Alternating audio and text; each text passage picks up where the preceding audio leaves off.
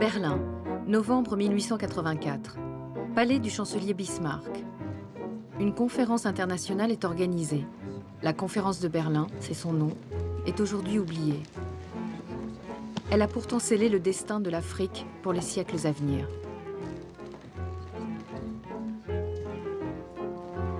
Son objectif, à l'heure où la fièvre civilisatrice bat son plein, se mettre d'accord entre occidentaux sur des règles d'occupation du continent. Les discussions vont durer plusieurs mois. Aucun Africain n'y sera convié. Les diplomates qui ne connaissent pas l'Afrique et n'y mettront jamais les pieds, y traceront pourtant des frontières. Sans presque rien connaître des richesses qu'elle recèle, l'Afrique fascine. Et en premier lieu, le baron de Courcelles. C'est lui qui a convaincu Jules Ferry, le président du Conseil, de se lancer dans l'aventure coloniale. Face à lui, Sir Edward Malet, dont le rôle a été décisif dans la conquête de l'Égypte par l'Angleterre 2 ans plus tôt, aux dépens de la France. Si monsieur le représentant du Portugal veut bien prendre sa place. Sir Edward Malet, pour le Royaume-Uni. Le Portugal et l'Angleterre s'étaient entendus pour prélever des taxes à l'embouchure du fleuve Congo, sans l'accord des autres puissances. Ce fut le prétexte saisi par l'Allemagne et la France pour organiser la conférence.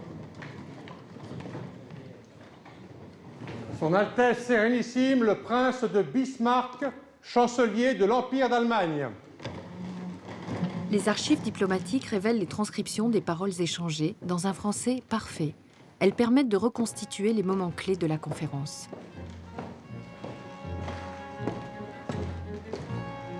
La séance inaugurale est présidée par le chancelier Bismarck.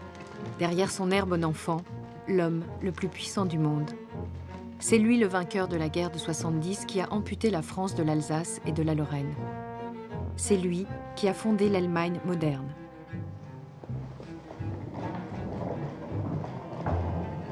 Je tiens en premier lieu à partager avec vous la satisfaction de voir cette réunion se tenir.